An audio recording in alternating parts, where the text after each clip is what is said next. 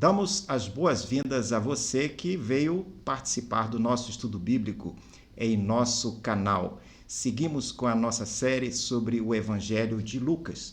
Importante você ter em mãos a sua Bíblia para juntos lermos as passagens que teremos como base para o nosso estudo de hoje. E importante também pedirmos para que Deus nos dirija neste momento. E eu convido você a fazer isso comigo.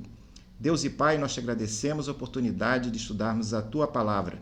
Queremos te pedir que Tu abençoes cada pessoa que nos acompanha.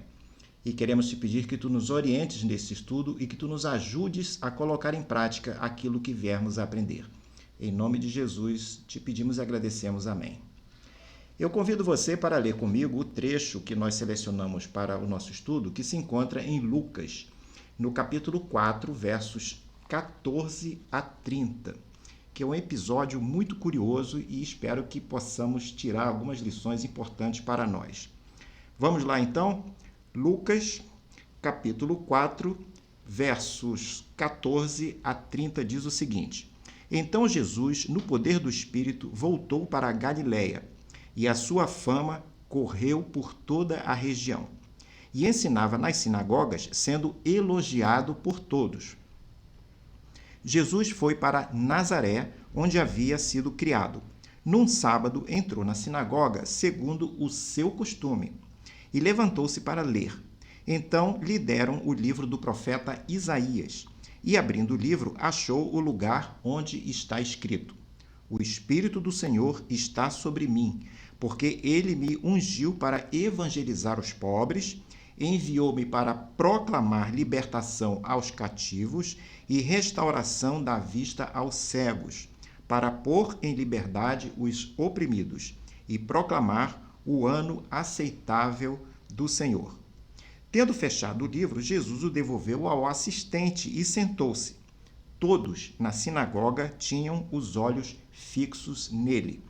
Então Jesus começou a dizer: Hoje se cumpriu a escritura que vocês acabam de ouvir.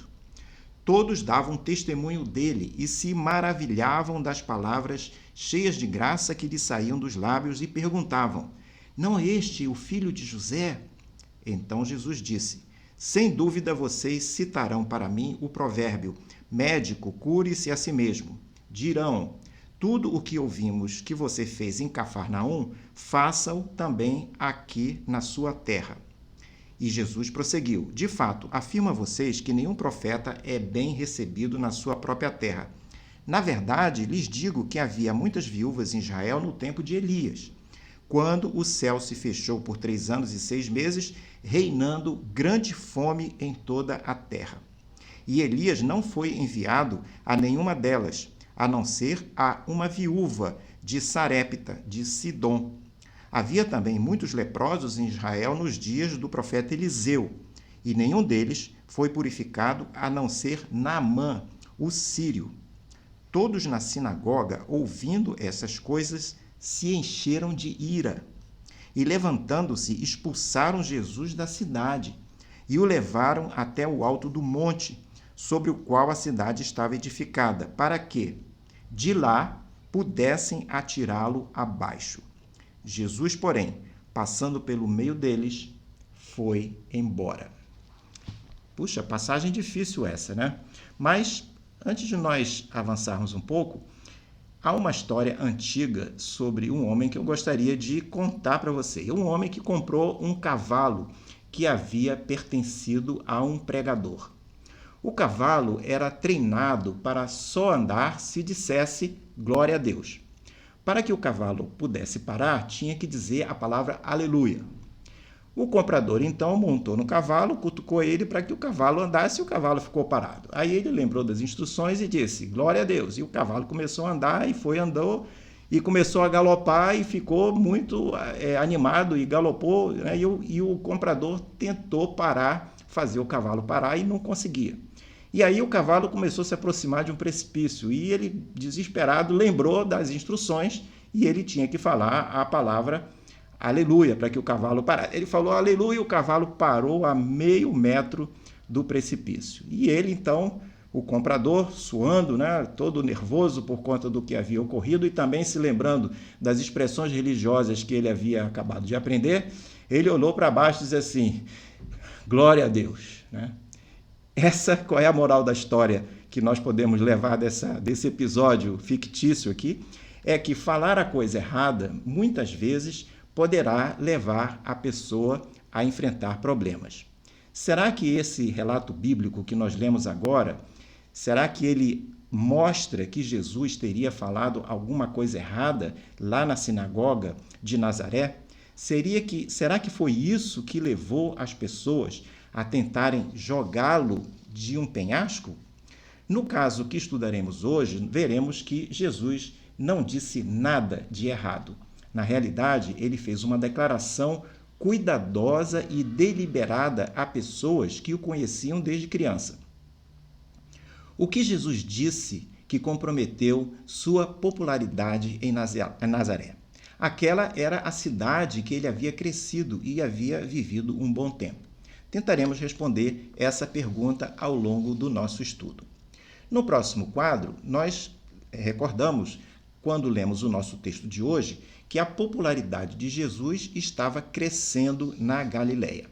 Lendo apenas o Evangelho de Lucas, nós ficamos com a impressão de que Jesus foi à sinagoga lá em Nazaré imediatamente após o seu batismo e tentação. Porque exatamente no versículo anterior que nós começamos a ler, no versículo 12 e no versículo 13, nós vemos exatamente o relato que, no 13, por exemplo, lemos aqui: tendo concluído todas as tentações, o diabo afastou-se de Jesus até momento oportuno. Então, Jesus, no poder do Espírito, voltou para a Galiléia e segue o texto que nós lemos. Ou seja, ocorreu aquele episódio antes do ministério de Jesus se desenvolver e dá a impressão que, a partir daquele momento, Jesus foi imediatamente para a sinagoga lá em Nazaré. Mas, na realidade, já havia se passado um ano desde o momento em que João Batista, às margens do rio Jordão, batizou Jesus e proclamou e anunciou que Jesus era o Messias. O ministério de Jesus na Galiléia havia resultado em uma popularidade crescente. O povo de Nazaré estava ouvindo a cada dia as notícias sobre Jesus, as suas pregações, a sua palavra, o seu ministério, sobre o poder que ele estava demonstrando.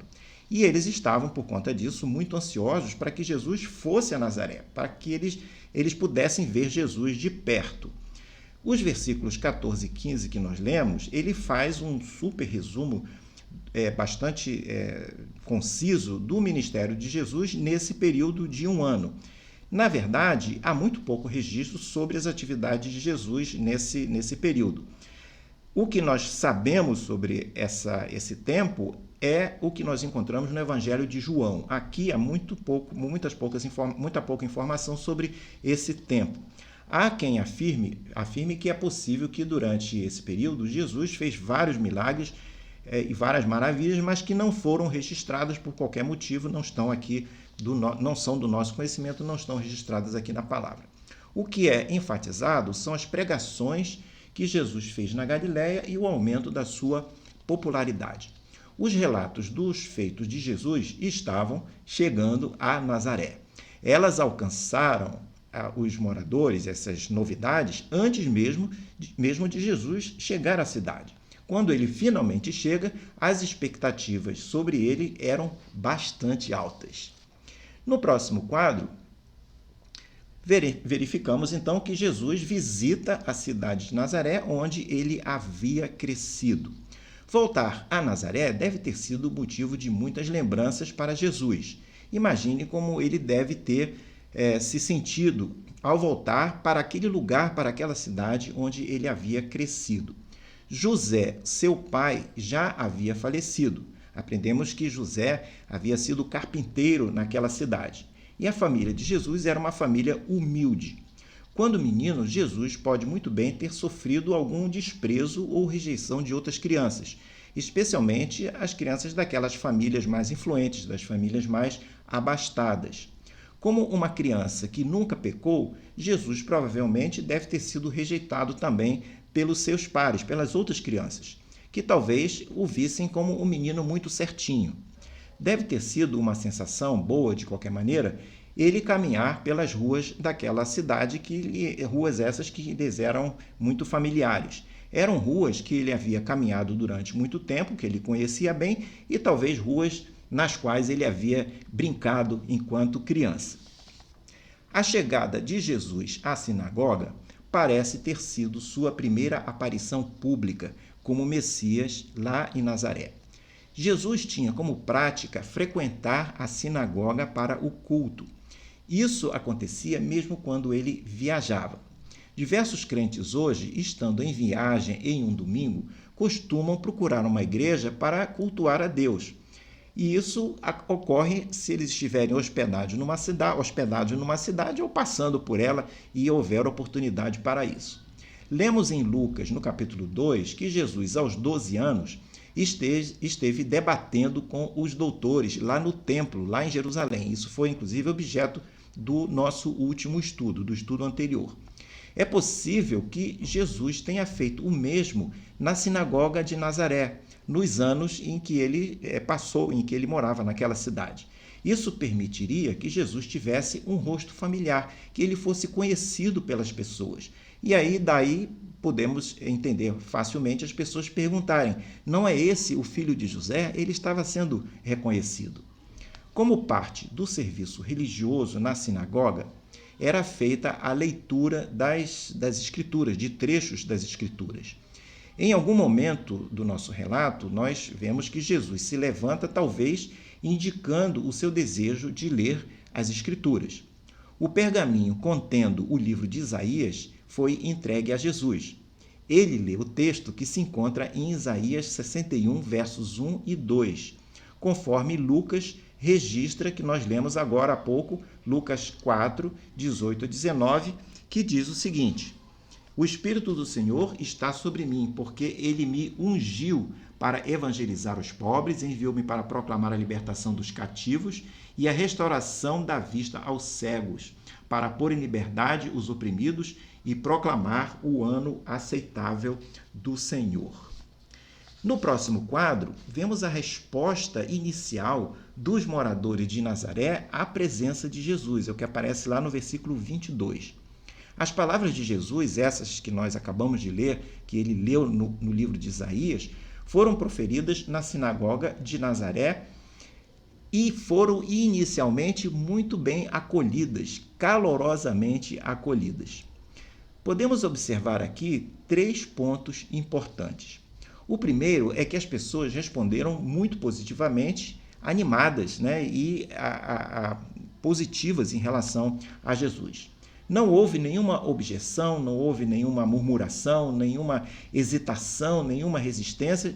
Todos estavam falando bem de Jesus.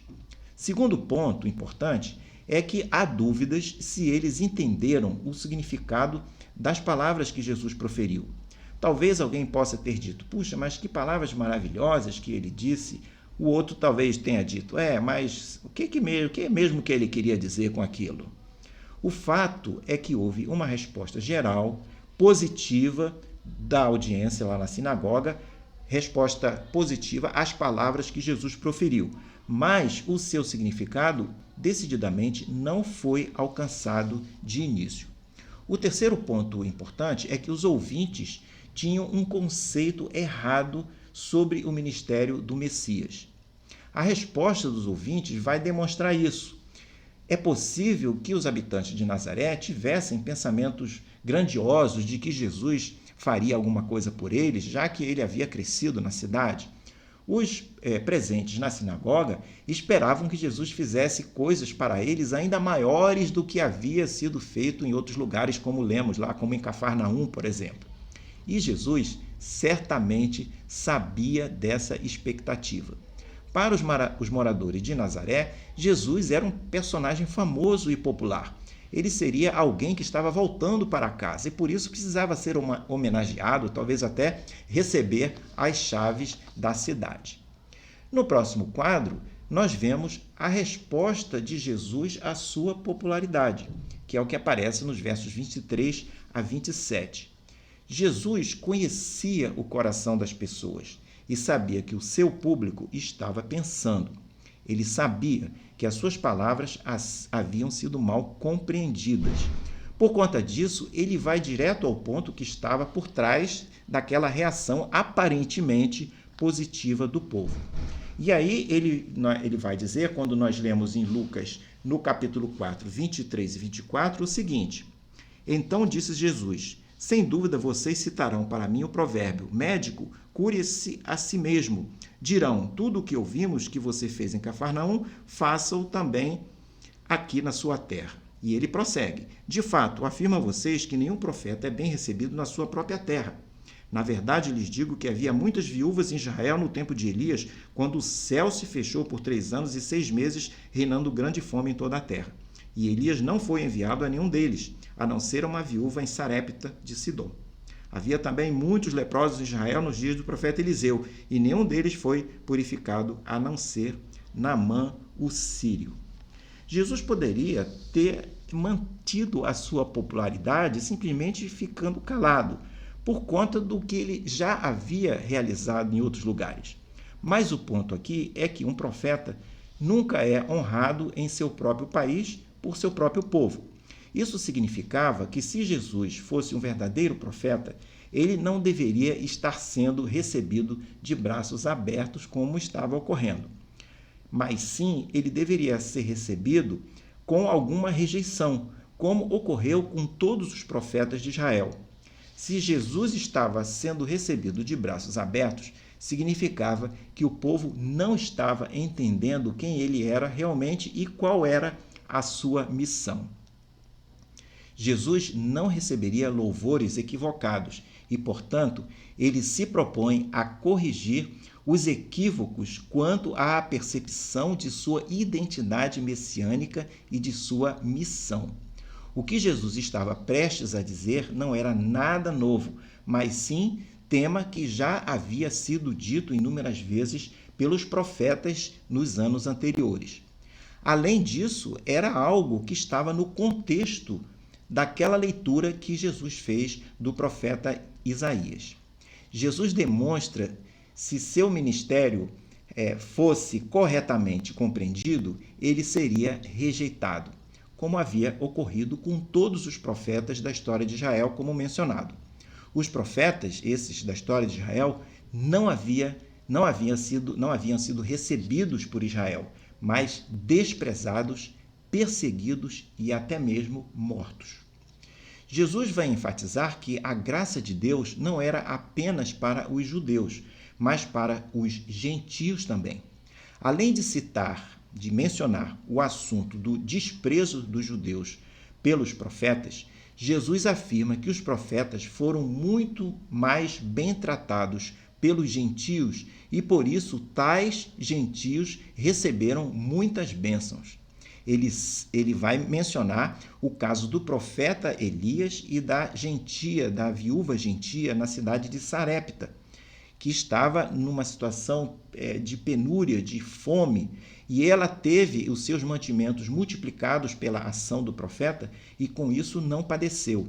Jesus cita também o profeta Eliseu e a cura de Naamã, general sírio que era inimigo de Israel, era um gentio inimigo de Israel, que estava leproso. Em ambos os casos, os profetas foram enviados a Israel, mas foram rejeitados. Em consequência disso, eles vão ao encontro dos gentios e acabam levando bênçãos para eles.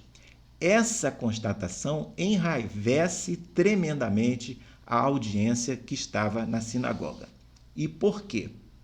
Uma reação forte. Por que acontece aquilo? E vamos ver no próximo quadro essa reação e também um livramento milagroso que vai ocorrer.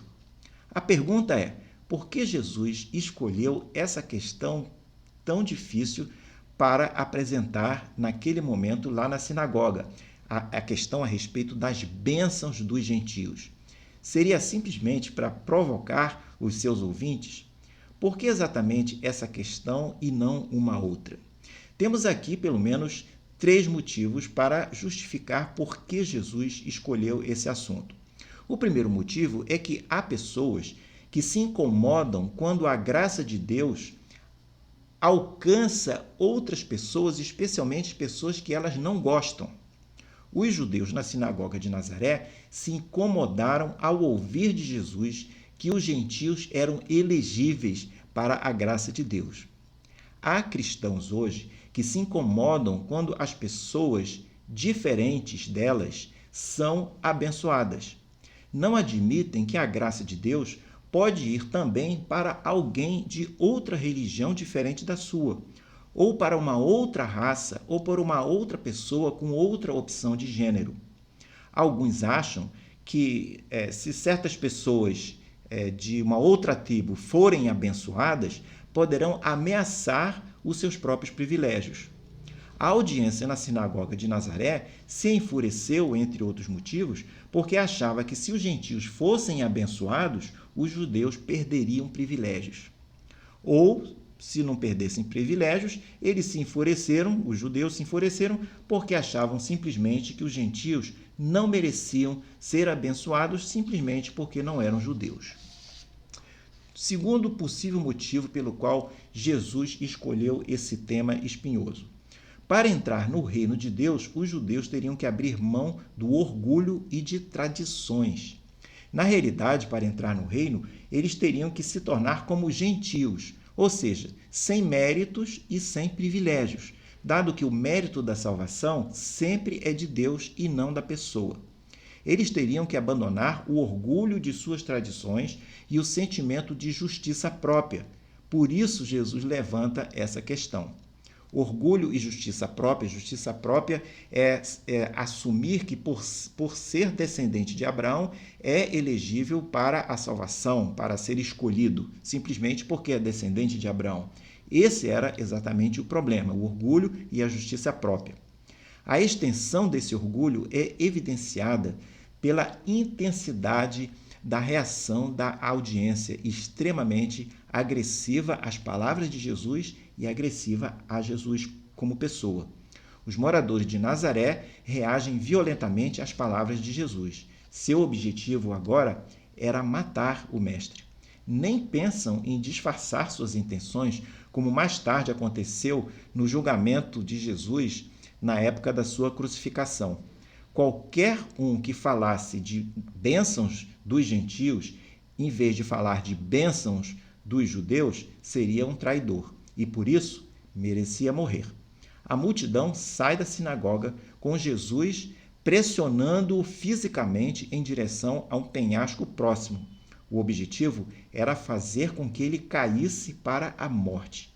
Jesus não fugiu de seus oponentes. Ele simplesmente andou pelo meio deles sem que eles lhe pudessem fazer qualquer mal. No próximo e último quadro, chegamos à nossa conclusão do estudo. E essa conclusão eu dividi em 5 partes.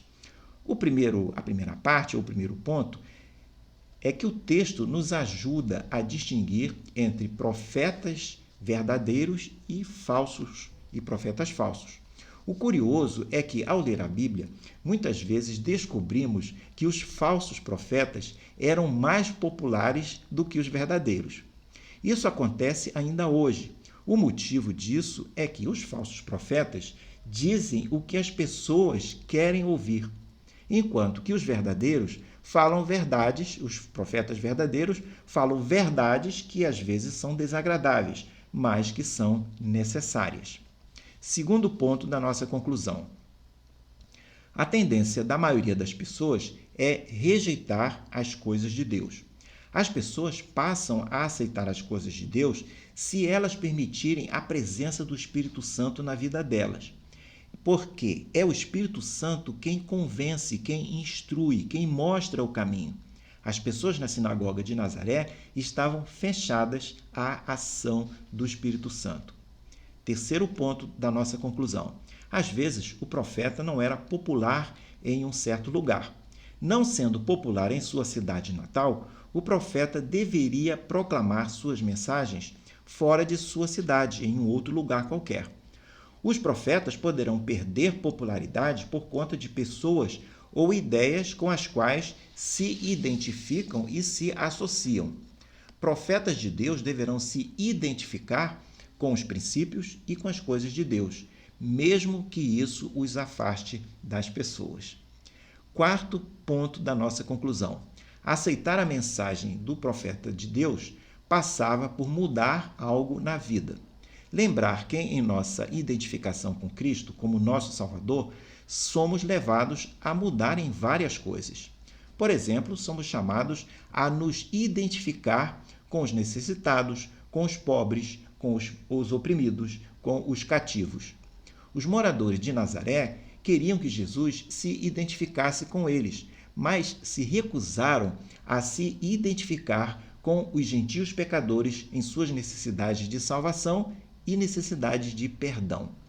O Evangelho nos exorta a evitarmos desprezar qualquer pessoa devido à sua raça ou devido ao seu status social.